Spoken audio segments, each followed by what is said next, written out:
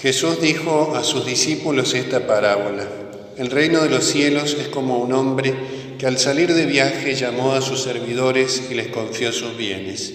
A uno le dio 5 talentos, a otro 2, y uno solo a un tercero, a cada uno según su capacidad, y después partió. Enseguida el que había recibido 5 talentos fue a negociar con ellos y ganó otros 5. De la misma manera, el que recibió 2 ganó otros 2. Pero el que recibió uno solo hizo un pozo y enterró el dinero de su señor. Después de un largo tiempo llegó el señor y arregló las cuentas con sus servidores.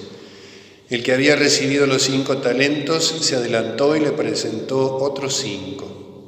Señor, le dijo, me has confiado 5 talentos. Aquí están los otros 5 que he ganado. Está bien, servidor bueno y fiel, le dijo su señor.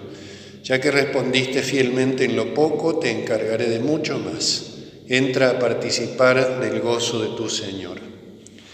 Llegó luego el que había recibido 2 talentos y le dijo, Señor, me has confiado 2 talentos. Aquí están los otros 2 que he ganado. Está bien, servidor bueno y fiel. Ya que respondiste fielmente en lo poco, te encargaré de mucho más. Entra a participar del gozo de tu Señor. Llegó luego el que había recibido un solo talento. Señor, le dijo, sé que eres un hombre exigente. Cosechas donde no has sembrado y recoges donde no has esparcido. Por eso tuve miedo y fui a enterrar tu talento. Aquí tienes lo tuyo. Pero el Señor le respondió, servidor malo y perezoso. Si sabías que cosecho donde no he sembrado y recojo donde no he esparcido, tendrías que haber colocado el dinero en el banco, y así, a mi regreso, lo hubiera recuperado con intereses. Quítenle el talento para dárselo al que tiene 10, porque a quien tiene se le dará y tendrá de más, pero al que no tiene se le quitará aún lo que tiene. Echen afuera a las tinieblas a este servidor inútil. Allí habrá llanto y rechinar de dientes. Palabra del Señor. Gloria a ti, Señor.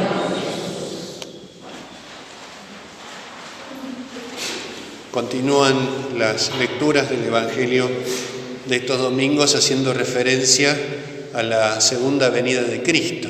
Este viaje que nos habla la parábola en este día se puede comprender como lapso de tiempo entre la primera y la segunda venida de Cristo. La primera venida, Jesucristo vino al mundo para darnos esos talentos. La palabra talento no es una habilidad en su sentido más profundo, en el sentido más directo es una unidad monetaria de aquel tiempo, de gran valor, algo muy valioso.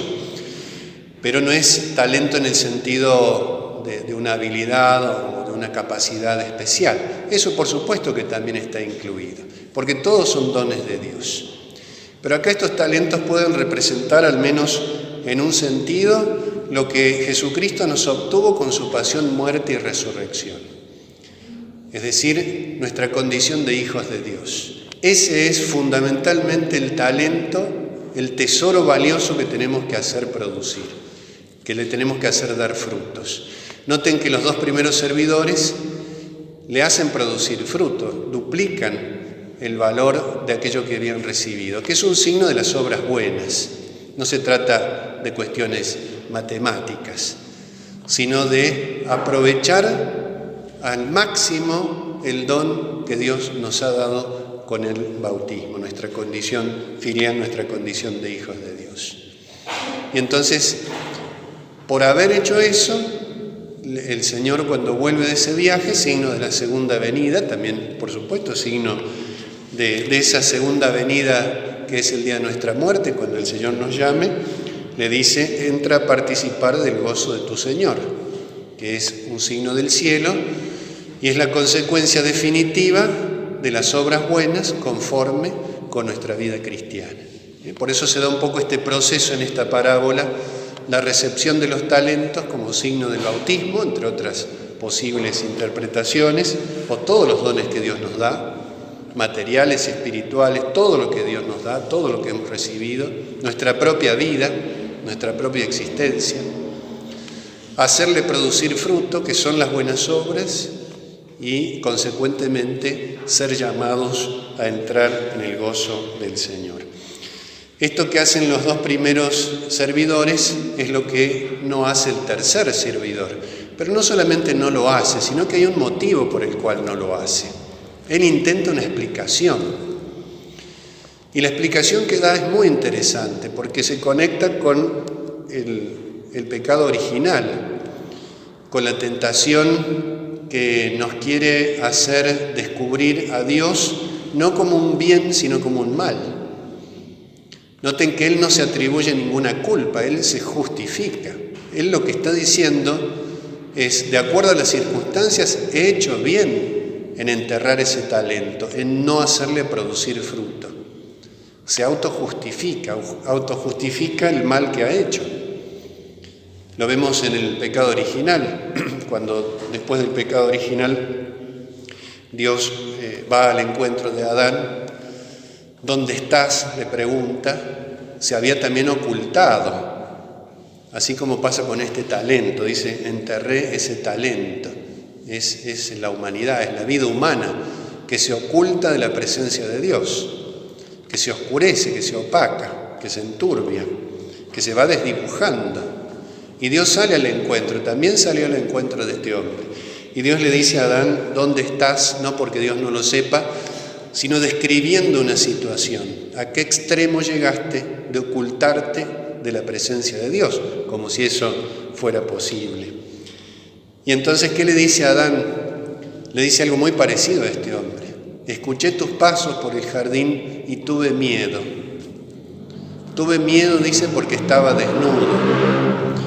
Esa desnudez que no es una cuestión exclusivamente física, sino que representa una situación espiritual. Había perdido el vínculo con Dios. ¿Por qué? Porque el demonio les había sugerido que Dios era un mal. Cuando dialoga con Eva le dice, así que Dios les prohibió comer de todos los árboles, e incluso exagera, era de un solo árbol, lo tenían todo. Pero intenta el demonio, en primer lugar, el primer paso que da es mostrar a Dios como un mal, como si el demonio viniera a iluminar a la humanidad. Yo vengo a iluminarlos, vengo a decirles, vengo a abrirles los ojos. De hecho, le dice así a nuestros primeros padres, se abrirán vuestros ojos y seréis como dioses. Se abrieron sus ojos y se dieron cuenta todo lo que habían perdido. Pero el demonio muestra a Dios como un mal. También hoy sucede esto, no es una cuestión del pasado. La sociedad en la cual vivimos muestra a Dios como un mal, muestra la fe como una pérdida de tiempo, muestra la práctica de vida cristiana como algo innecesario, como cualquier otra actividad. El mundo sigue obrando de la misma manera. El demonio puede ir cambiando las maneras, pero su estrategia fundamental es exactamente la misma siempre. Y si empezamos a concebir a Dios como un mal, siendo seducidos por ese mensaje constante de la sociedad, entonces nos apartamos.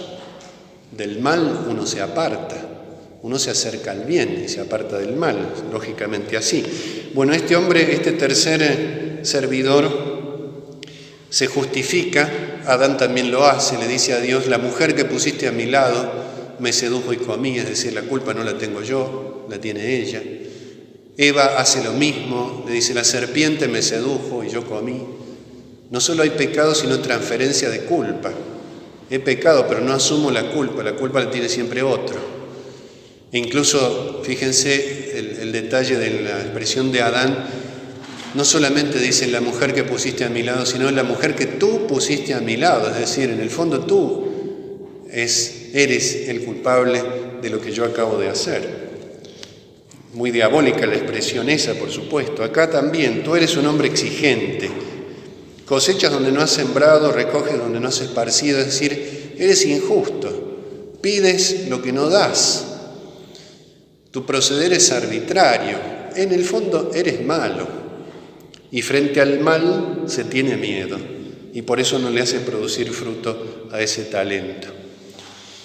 Cuando en realidad el Señor les había distribuido, y esto no es un detalle menor, 5 talentos, 2 talentos y 1, dice, de acuerdo a su capacidad. A este último no le dio 5 talentos, le dio 1. No se trata de cuánto tengamos, sino de qué es lo que hacemos con lo que tenemos. La gracia de Dios es distribuida de maneras muy diferentes. Los dones de Dios son distribuidos de maneras muy diferentes. No podemos comparar, por ejemplo, la santidad de María Santísima con la de algún otro santo o con la santidad en la cual nosotros nos estamos trabajando o encaminando. Dios distribuye sus dones como Él le parece mejor, pero la clave está en que lo que hayamos recibido es bueno, es valioso y podemos hacerle producir frutos. Y este es el gran problema de este hombre. Por eso se entiende así en la frase final, que nos puede parecer un poco sorprendente también. Al que tiene se le dará y al que no tiene se le quitará lo que tiene. No es una cuestión de economía, no es una cuestión de administración, es una cuestión de qué significa el que tiene se le dará. El que tiene es el que quiere hacerle producir frutos a eso que tiene. Y entonces aquel que le quiere hacer producir frutos a la condición de hijos de Dios, se le dará más todavía. Y el que no tiene se le quitará. No significa una injusticia, sino el que no tiene, ¿quién es? Es el que ha recibido ese talento, el que ha recibido la condición filial, pero no tiene interés en hacerle producir frutos. Entonces se pierde. Los dones de Dios, podríamos decir, de cierto modo, son dinámicos. No se pueden conservar estáticamente, aisladamente. Necesitan ese movimiento interno que nos conduce a la vida eterna. Y entonces los dones de Dios se conservan de esa manera, haciéndoles producir frutos. Y si uno no le hace producir frutos, naturalmente se van perdiendo. Vamos a pedirle al Señor en este día que nos conceda también esta gracia, como lo decíamos también, creo, con la parábola de las vírgenes prudentes, de recibir todos sus dones, de recibir y de valorar el sacrificio de Cristo en la cruz, y que con nuestras buenas obras demos gloria a Dios en este mundo, y quiera Dios que por su misericordia también nosotros podamos escuchar un día estas palabras que el Señor nos dice a nosotros: entra a participar del gozo de tu Señor. Pidamos al Señor humildemente que nos conceda esa gracia. Que así sea.